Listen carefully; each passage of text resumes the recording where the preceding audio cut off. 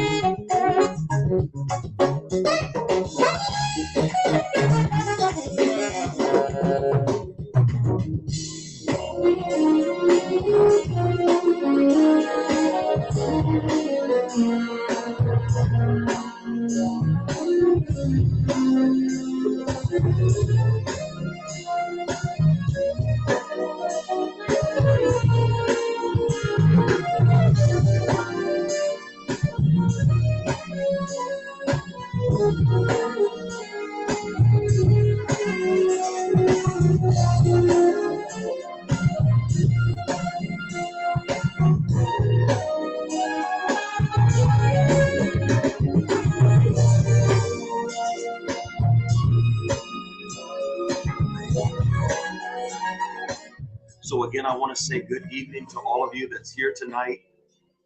Happy Thursday, and we're going to have a great time tonight.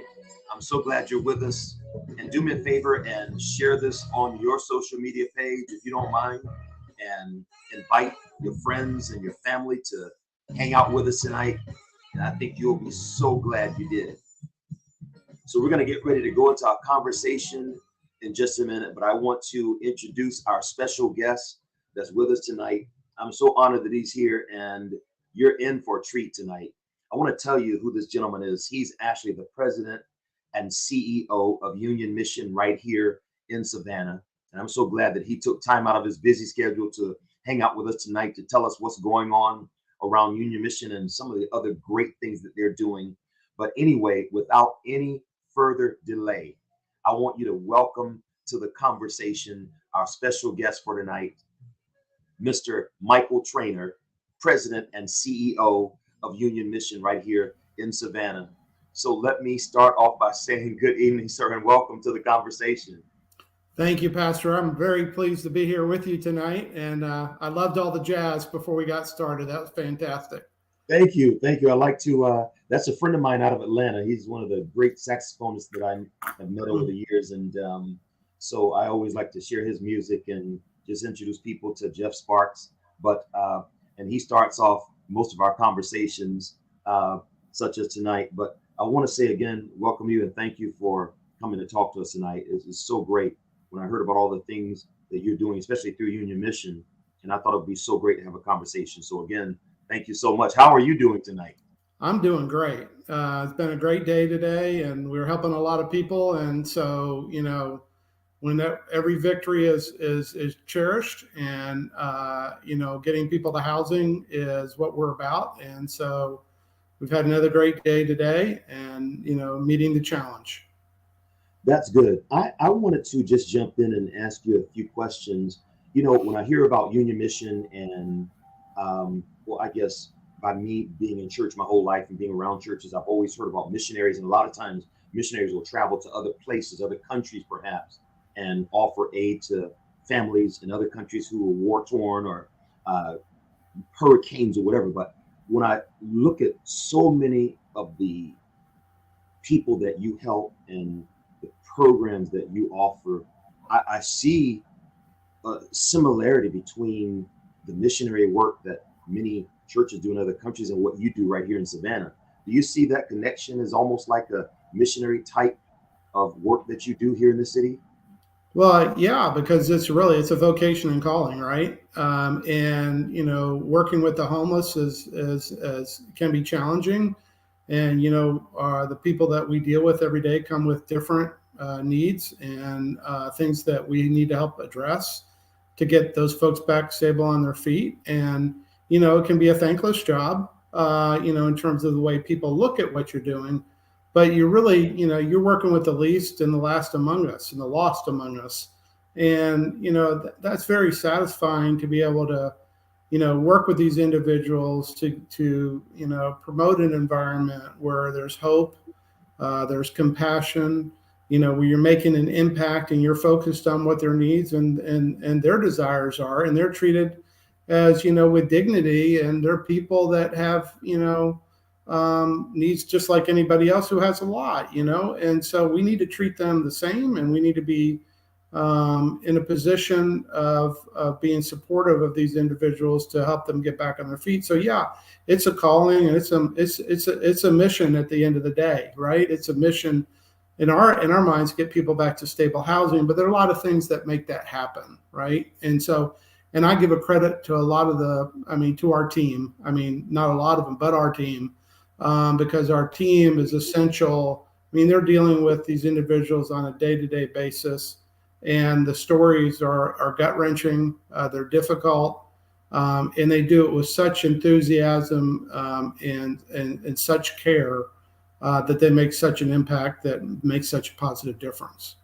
And you really are.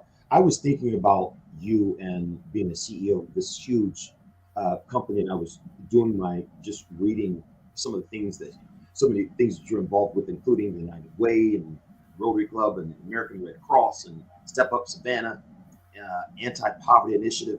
When did you realize that you wanted to serve the community and the less fortunate? And you mentioned a second ago that sometimes it's a thankless job. But when did you realize you wanted to do something like this as your vocation and calling? Well, so it's interesting. I was in the media business for 34 years. And so when I first started off in the business, I was told by somebody that, it's your social responsibility to be involved in your community. And so from then on out, I became involved in the community and found things that I was passionate about and interested in, and, found a lot of, satisfaction and with being able to help other people and being able to make a difference for those individuals in the various areas where I've served. And so, I've been fortunate to be able to serve as chair of a lot of these boards. And, I went to Union Mission about 11 years ago, and I was asked to join the board. And, Michael Elliott, Reverend Michael Elliott, had set such a good foundation for Union Mission, but it had fallen on a little bit of hard times. And so we worked very hard over 9+ years really to survive and go to stability and then into growth. And then when our executive director retired, I thought it was just an awesome opportunity to be able to, really dig deep in and do this on a day-to-day basis and work with the wonderful people that are involved in helping the homeless, make a difference in our community. Because as we see every single day, we see homeless people everywhere. And, we are all working hard to make sure we provide the services that those individuals need. And so, I think that, you really, in terms of a person that you are, I mean, I gave a quote today at an inspiration about there's 1,440 minutes in a day, right? Well, what can you do to make a positive impact? And I think that's really what should drive me. It drives me, and it should drive us. Is how do we make a positive impact in those 1,440 minutes every day? That also includes sleep, of course. But I've always been involved in the community, and believe very strongly in it and making a difference for those people that need it. I love it. In honor of Women's History Month, one one of the programs that I see you work with is Parker's House. In Hmm. fact, I so enjoyed. I saw about a 6 minute YouTube clip where one of the staff persons took maybe some potential clients around the entire uh, Hmm. space there of Parker's House, and I thought it was amazing. Speaking of homelessness and the homeless, a lot of times, and I guess I've been guilty like anybody else. On any given day, I'm going and going, going so much, and you see, it's almost like we see some of these people and we don't see them at the same time. Hmm. But to think that you and Union Mission and the other companies and the programs that you work with actually humanize these people, if I can say it that way, to put a, a name and a face to these people. And so I just want to tell you, in the midst of this conversation, I just want to pause and tell you thank you for what you do and through Union Mission and also Parker's House. But speaking of Parker's House, I wanted to ask you something because in one of the introductions of Parker's House, it said that you serve unaccompanied women. Right. So I want to ask you, what is unaccompanied? I had never heard that before. Would you Yeah. explain So what is unaccompanied unaccompanied? women. Yeah, unaccompanied women is essentially a woman who has nobody else with them. They could have been married. They could have, had kids, at some point, but we don't. Those individuals don't have, kids with them. So it's a single woman who that we serve in that program. And to give you a little bit of history behind that is we were looking at just who was homeless, and we saw there was 188 unaccompanied homeless women in our community in Chatham County, and there was nowhere for them to go except for a co-ed shelter, a co-ed situation. And when you've got 70% of the women being affected by domestic violence and 40% being affected by sexual abuse, a lot of women would choose to sleep on a sofa or in a car or on the street rather than go into a shelter with men. And so we thought that was an opportunity. We had a facility that was available to us, and we saw an opportunity to rehab that facility. We raised $2.5 million, and we redid the whole facility. And we opened September 6th this past year. We thought we'd serve 100 women in a year, and we served 100 women in 6 months. So we're just past the 6 month part, and so it's obvious that this was desperately needed in our community. We were the only shelter. We're the only shelter between Jacksonville and Charleston for unaccompanied homeless women. You had to go either Jacksonville, Charleston, or Augusta to find a shelter like this or a program like this. And so we know that this was desperately needed. And so what's important about what we do is that we are not just, you come into the building, you stay at night and you leave. You come back 5 nights later and you leave again, and you come back and you're in and out all the time. What we're interested in is the holistic view of the human being. We're interested in providing the food, the transportation, the clothing, the mental health that these individuals need, peer support groups, employment opportunities. And so all these things combined over a 90-day program make a huge difference. And Union Mission is such a large organization in terms of what it does, is that we're able to also provide outlets for permanent housing as well, because we have programs that have those. And I know we'll talk about those later, but that's really, allows us to move from an emergency situation to a more permanent one or transitional, and allows us also to look at the whole individual rather than, okay, you just need a bed that night. Okay, let's talk about what's causing your homelessness. I mean, do you need an ID? Have you not gotten your government, checks for whatever you're owed? Are there services that are available out there to you that we can take advantage of by partnering with others and collaborating with others to make that more successful for you? Can we give you some rental assistance if we have the dollars? That is, can we give you some rental assistance? Maybe it's maybe you just need to make a deposit or something like that. We'll try to work with people sometimes on that, or maybe we'll help you reunite with your family. You've been ostracized for whatever reason, but there's maybe an opportunity to bring that family back together. So all those things. So we're about the holistic, and when somebody comes in, we do an individual service plan with each one of them. We let them know what the program's about. You can stay there for 90 days, but our average is around 46. You can get all these services, and we'll help you every step of the way. And then in addition to that, at the end of the day, if you look at the ultimate goal is stable housing, right? How do we get an individual into stable housing? And so that's what we really kind of focus on. And it is kind of interesting. I was sharing this today that, we get about 78% of the people that we have in our men's program, stable housing, but we're running about 60% right now in the women's program. So we're trying to figure out what the reason for that is. But we are dealing with a few more difficult issues in that program compared to the men. But that also presents another opportunity, right? What are we doing with that 40%? But we feel good that we're doing that 6 out of 10. We're trying to get up to 8 out of 10 into stable housing by the time they leave the program. So, we know it was desperately needed, like I said, because we can see the demand. We're even surprised by the level. Because again, we expected 100 that we serve in a year, and we've served 100 in 6 months. And the other thing that your audience should know is that a lot of these individuals do have a mental health issue. About 70% of the people we deal with have mental health issues. And we're dealing with addiction issues and as well.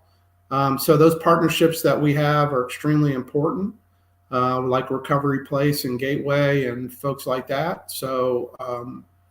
But we're really excited that the facility opened. It's got a kitchen in it. It's got 3 computers, a computer room. It's got a living area where, they can watch and relax, watch TV. It's got a dining room.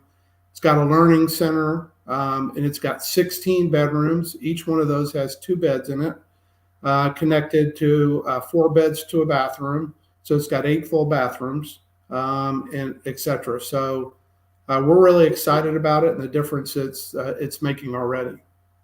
That is so amazing. And I was just taken aback a few minutes ago when you said that Parker's House is the only place such as that from Florida to South Carolina. And I'm just thinking about all the women that may be impacted by this. A lot of times for, I guess, by ignorance, I always picture homeless men, but a lot of times we don't think about the fact that women are impacted by this as well. And so is it available for women from other cities or Florida or South Carolina? I'm just thinking about what would these people do? There must be so many cities that need something like Parker's House where they are. Yeah, I think, Pastor, that we don't discriminate from where you're from, right? Whoever comes in the door, and working through the homeless authority. And so we see people from all over. We had a 72-year-old lady, and kind of give you an example of what we do. We had a 72-year-old lady. She was walking. She had been homeless on the streets with a wheelchair, crutches in the wheelchair, but she's using the wheelchair as kind of like a walker. She came to us. She's able to get clothing, showers, have access to a shelter over her head. We found out that, she just had not been getting her benefits, and she needed some help with some identification. We helped her get all of that, and she was able to move back to Florida with a lump sum of money and she was able to have housing when she got there. And so, because she had the dollars to be able to do that. And so, there would have been other options for her as well if there was, because, on the government side, you can also get senior housing at that age, depending on your income as well. So, so there were options, but, we were really excited about that. And the day we opened, we had 12 women show up at the door that morning. And one of them walked in, handed us a blunt knife and said, "I don't need this anymore. I was using this on the street just to stay safe in the camps and everywhere else I was." So, when you hear those stories, that drives you really hard to, on how you help the next people, right? The next individual that you're working with, because you make a difference when you can make something like that happen and give people hope and give them compassion that they can, they can succeed and also be safe and secure where they are. Absolutely. That is so good. Wow. I am I'm glad you're making us aware of the types of things that you do. And I want to just talk just for a minute about the mental health piece that I think is so important. A lot of times people think that just, money or a meal may answer a person's need. And then there's something else totally different that's going to be the key to their success. And so I want to talk about the mental health aspect, because actually you mentioned Gateway, and our property is off of the Rouche right there. And I believe on Durin, near our property, there is a Gateway facility there. Are they one of your partners by any chance? Yeah, we work with Gateway. We refer people to Gateway. They also, have a contract with the county, and they do emergency assistance and things like that when we have people that need that assistance right away. But we have our own counseling center as well. We have 4 therapists in there. We also have a psychiatrist. And what we found, when I came on board as the leader, I found we were going too far out on appointments. And so if you have somebody spiraling out on a mental health condition, seeing a psychiatrist is extremely important. And so we found that when people are going to mental health, they're seeing a psychiatrist. Maybe they had been on some solution from the pharmacy that helped them with their mental health condition. When we made sure that we were complying with all those needs, we saw people become very successful very fast. And so mental health is a huge issue. We deal with a lot of schizophrenia and bipolar and other issues that create these situations that these people are in. It's a very small percentage of people, the old thought that people, they were just deadbeats, right? They weren't trying to get a job. It's a very small percentage of people that fit the category of not having a job and could get one. And so, or the job that would pay a living wage, that is. And so, we know the mental health part is extremely important. And all of our properties in the permanent supportive side, require that, and federal rules require you have to have some level of disability to be in these different, programs that we have in the permanent supportive housing side. And so, so it's very critical that we do mental health assessments. We understand what the situation is. We try to address it, have them meet with our counselors on a regular basis, and help to overcome whatever the issues are. Absolutely. So unfortunately, in this world, not everybody is honest, and not everybody's going to be straightforward about what their situation really is. So how do you determine who has a legitimate need? How do you, I hope no one would come to you and try and work something, but how do you determine the legitimate needs of the people who come through your program? Yeah, so we have a really good system in Savannah through the Chatham Authority for the Homeless, Savannah Chatham Authority for the Homeless, and we use something called the HMIS, which is this is the Human Resource Management Information System. And so we're able to track all the clients, and we know where they've been and what the issues are. I mean, not so much what the issues are, but they've maybe had an encounter with another organization in town. And then, through those, with our caseworkers, we have caseworkers in each one of our programs. And those caseworkers sit down for hours with individuals and determine what's going on. To build a really effective service plan, we need to have those conversations. And so we do that. I would say, it's very rare that we would see somebody try to game the system. There are people that go from shelter to shelter and program to program. But that number is also very minimal, in my opinion, and based on the data that we see. So, but we're very thorough in trying to understand what the needs of that individual is, where they've come from. And there's definitions around homelessness. To be even, I talked about disabilities for permanent housing. You also need to be homeless 3 times in 12 months to be able to go into permanent housing. So there's a lot of hurdles you have to go over. But on the emergency housing side or emergency programs, we put up very few barriers to allow people to come in. Matter of fact, really none. We just expect no violence, no drugs, no alcohol in our programs. We don't, if you come in with that, fine, meaning you have that issue. But when you're going to be with us, you're going to get cleaned up, to be in our programs, because we have 72 men over at Grace House, and we have 32 beds over at Parker's. And so you get a couple bad eggs in there and you could have a lot of big issues. And so, we really very, very careful about what we do overall. But, our job is not to put up obstacles for people to get shelter. Absolutely. So I wanted to talk about, with you having such a huge, I'm just picturing 72 men and the women that you serve, that you've already served in the first 6 months. So I guess, people talk about groceries being high, and I'm just picturing feeding these people along with the other programs. So are you, may I ask you about how your programs are funded? Yeah, sure. Being able to supply what these people need?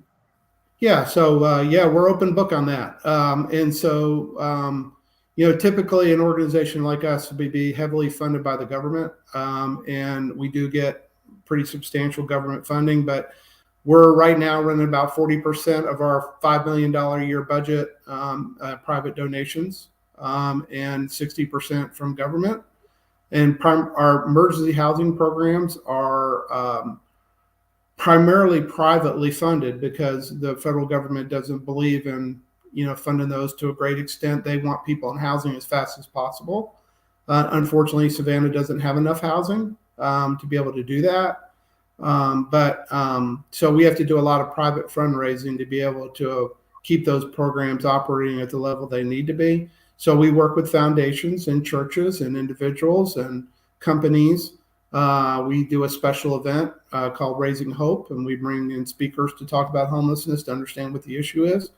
And so we're doing a lot of development work to be able to afford to do these programs. And so thankfully, we have a community that has been generous to us, and we believe in accountability. So if you're accountable for what you're doing and you're producing results, they're going to support you. And so we're very transparent on who we are, what we do, and what data and results that we bring. Because I think that's, at the end of the day, the proof is in the pudding. It's one thing to talk about it, but it's another thing to do it. So we're very focused on that. I appreciate that. And so I wanted to, just perhaps there's someone here who's listening tonight and they may be introduced to you for the first time.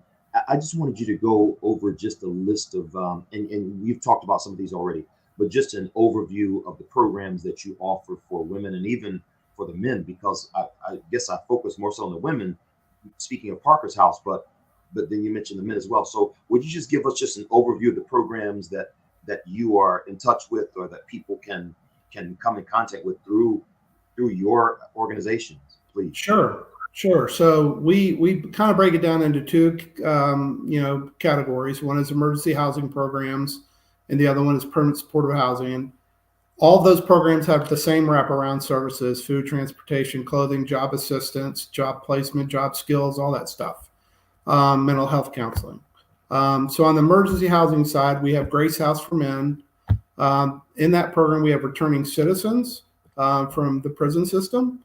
We have Beyond Grace, which is a transitional housing where men can stay for 2 years, and then we have the emergency housing of 32 beds. We have 72 beds in that facility, and we're averaging about 78% right now going to stable housing when coming out of those programs. When we look at the unaccompanied women, we have 32 beds for unaccompanied women. I explained, what that's kind of made up of already. We also have a Magdalene House, which is for women and children.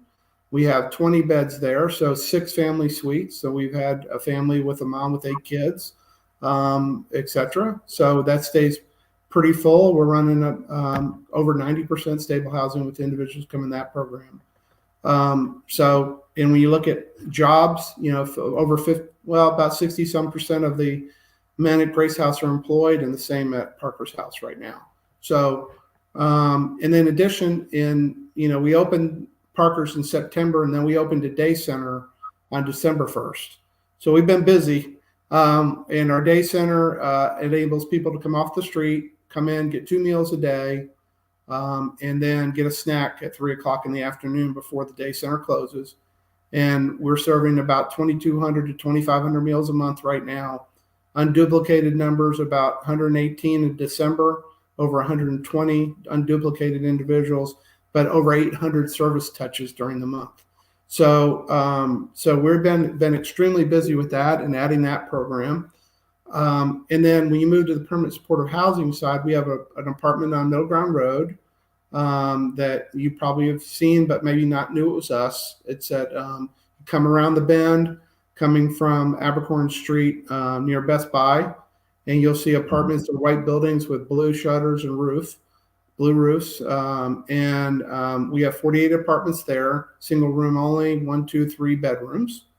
And right now we have 47 of the 48 apartments filled. And then we have a place for unaccompanied women, permanent housing on Atlantic Avenue. And then we have a special needs people living with HIV on East 34th Street. That's a 10-bed facility. Across the street, we have 10 more apartments. They're more of a tiny house size. And then in that program across the area, we have 72 landlord relationships where we house people. So in that case, we actually help and subsidize rent for those individuals that can't afford it. Then we opened a new program at the beginning of last year. It seems like so long ago now, but at the beginning of 2022, we moved up into Bullock County, and we started an emergency assistance program and rapid rehousing, which means that we get people into shelter as quickly as possible. So that means we put people in hotels and stuff like that while we find them housing and get them off the street so they have shelter. So we go from Statesboro all the way down to Jessup, and we house about 250 people a night right now. And that doesn't include the 100+ day center people, 70 on average a day that we work with during the month. So that's what we're about. And, and so we do feel like we're making a pretty large difference in what happens here, and, making a commitment to help these individuals. And so we're thankful for your audience and for the private businesses and the public and the churches and all those that help support those emergency housing programs, as well as the government assistance that we have to get people into more longer term situations, which they can be successful in. Absolutely. So are there any opportunities for volunteers in your program to assist with any of this that you do on a daily basis, which I'm, again, blown away by what you're doing and everything's going on in this city? I had no idea. But do you have a need for volunteers at all? We always have a need for volunteers. And,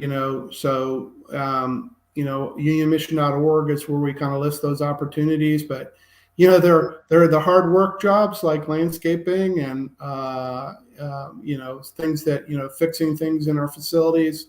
We have three big bets in our. We just finished a new strategic plan, and one of our big bets is to take care of home. And what that means is that we need to take care of our employees and take care of our facilities. Union Missions had a lot of deferred maintenance. So we always are looking for people that can help us do some of those things. And those are a little bit harder work, but we have things in the office areas. And then we also, every Friday, we have a clothing closet, and we just open it up. And anybody can come by and pick out what they need. And we don't put any limits on it. And it's right there at 125 Farm Street, where we have a warehouse right next to Parker's house. So it's strategically located across from Grace and right next to Parker's. And, that's also where we, use volunteers. So, the things come and go in terms of what needs to be done, but there are always opportunities, and we would appreciate and cherish those that want to raise their hand and come help us. Absolutely. And I pray that someone here tonight, and as full as my plate gets on certain days, I always, when I see and hear about what you're doing, I'm just moved to just wish I could partner with you to make some of that happen. So I actually look forward, even as our church, if we find a place to plug in and help you do that. Our heart is to help people as well. And I just want to ask you just another question before I let you go, if I may. I want to ask you about, you mentioned the success rate of ladies and gentlemen. And I was just picturing, have you ever had the experience of a woman or a man who've achieved success and they wanted to come back to the program to pay it forward to help someone else? Have you ever had that type of situation with anyone that you've helped? Anybody comes to mind like that? Yeah, so we call that lived experience. And so we have quite a few people on our staff that have that lived experience. And then we have clients that, I remember a gentleman last year at our Raising Hope banquet. He raised his hand and gave $250 and said, told his story. And but that happens all the time. We see it in the donations that we get on a daily basis. Former clients of ours are donating to us, and they want to come work with us, and because they got back on their feet because of the help that we gave them. And they did it themselves at the end of the day. We just provided that extra support to make that happen, because at the end of the day, the individual has to make it happen. And having lived experiences part of your program is essential, because I didn't grow up homeless, right? So you get feedback from people that have been homeless about how to do things better and differently than maybe you would have thought they needed to be done. And so I think that's really, really important. And we have lived experience now on our board of directors, et cetera, to try to make sure that we're doing things the right way and addressing things the way we need to as an organization moving forward. So I think that's, really important. And I also say to you, Pastor, you talked about, volunteering in the church, stuff like that. We're very interested in, and I've talked to many people about this, but really nobody's taken me up on it yet. You want to come in and talk to our residents, give them inspiration, spirituality. I think that's one thing that, because Union Mission gets government fundings, we have some, shackles around our ankles, but at the end of the day, that doesn't preclude us from having somebody come in and talk spiritually to our team, or to our clients, if they want to take part in that. And, I think that it would be well received, because I think that's an important part of the healing process for individuals as well. And I think that that's also another positive impact. So we do have people coming in doing support groups and understanding domestic violence issues and things like that. But I think, that's an important part of what we need to be doing as an organization. I noted that, and look forward to speaking with you more about that opportunity to share. So when is your Raising Hope campaign?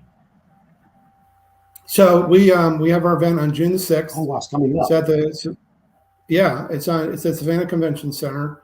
We have an individual. His name is David Ambrose. He wrote a book, I think it was No Place Like Home, and he's a homeless. He was homeless up until age 12, and then he decided to get out of that. But he's a product of the foster care system, and so he's coming to talk to the group. He's out in LA, and he's been, he's a planning director for LA at one point, and has been very involved in the homeless issues that are out there. And I think he's going to be an outstanding speaker. He was here for the Savannah Book Festival, did a wonderful job, told a great story about, his situation and, how he dealt with homelessness and how he got out of it. And today he's the West Coast head of philanthropy for Amazon. So he has all the way from the Mississippi River all the way to California that he's responsible for Amazon's philanthropy. And so pretty amazing story to go from what he came from to where he is today. It's fascinating. And, the hurdles he had to face to get where he is. So it's a story of hope, really, right? Absolutely. Absolutely. Well, Mr. Mike Trainer, it has been my pleasure to talk to you, but here's the final question that I want to ask the president and CEO of Union Mission. When you go through your days from day to day, I just want to ask you on a personal level, what is the most fulfilling part of lay down at night? What fulfilling thing as president and CEO? Well, the most fulfilling part of my day is the people. I mean, that's what we're about, is the people. It's the team members that make make it all happen every day. It's the homeless individuals that we're helping and we're serving and seeing their success. And even the days when there are challenges and, we're able to help overcome that. There's also disappointments. That's what drives me every day, because we're in the people business. That's what we're in at the end of the day. And our job is to help alleviate suffering, to help the lost and those that have the least. And, when you're able to make that difference, it's very, very fulfilling as a vocation and a calling to be able to be in this situation. So, I felt fortunate. I've been in Savannah for 34 years. So, and in the media business, so that enabled me to bring relationships and things like that to Union Mission. And, so that is, the transition has been good and the people have been just absolutely outstanding. And, what a lot of people may think of homeless people, that's not what they are. I mean, they want to be cared for just like anybody else. And sometimes you may not want to give them money, but but they do want to hear you say hello, or they want to hear you say, how are you today? And then, maybe say, have you thought about Union Mission, or have you thought about Inner City Night Shelter? Or have you thought about, Old Savannah City Mission, to get off the street, get a shelter, get showered, get an opportunity, right? And so that's what it's all about at the end of the day. And so it's all about the people. And that's all we're about. The buildings, we need them fixed, but yeah, it's the people inside the buildings that make the difference. So that's what we're about. Absolutely. Well, I thank you so much. I hear you talking, even at Branded Hearts, our phrase, our tweetable phrase for our church is a heart for people and a heart for God. And it sounds like you have the same thing. And so I really look forward to, as we go forward, and just seeing how we can partner in some area with what you do. But I really believe you're doing great work. And I really pray that God continues to bless the work of your hands and your staff and the entire programs that you all run, because I see it so necessary in this city and in this world and to hear and to know that there are people such as yourself and places like Union Mission that the least of us can go to get the help they need. So God bless you for that, sir. And thank you for your time tonight. This has been so informative, and I'm actually inspired to know that there is still good in this world. I believe that anyway, and Yeah. it's a part of our call. And so, thank you. And again, uh, ladies and gentlemen who are here, you've heard what Mr. Mike Trainer has shared with us tonight. And so I want you all to remember him, and even as a church or individuals, when we get the opportunity, we'll certainly partner with you. And I encourage everyone here to just get in where you fit in, to do something for someone else, to make someone's life better. And I believe all of us will be better because of that. So, Mr. Trainer, thank you so much for this conversation. I've enjoyed it. And I look forward to one of these days at some event or somewhere to meet you in person. But this has been a great first meeting. Thank you for this conversation, and continue to be well. Thank you very much. So now, when's the service on Sunday? So Well, I need to come down to a service one Sunday.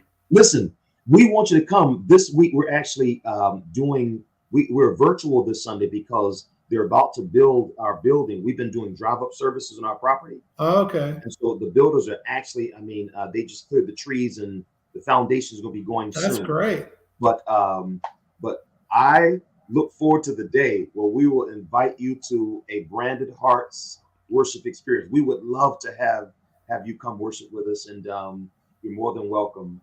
Absolutely. I'd love to do that. I'd love to do that. We look forward to it. Well, all right, everyone that's here tonight, thank you for being a part of this conversation, and we appreciate you. And I want all of you to have a great night and a great day tomorrow. But as for this conversation, we're going to bring this to an end. But you all continue to be well, have a great night, and we'll see you again soon. Have a good night. Thank you, Pastor. Bye. You're welcome. Thank you, sir.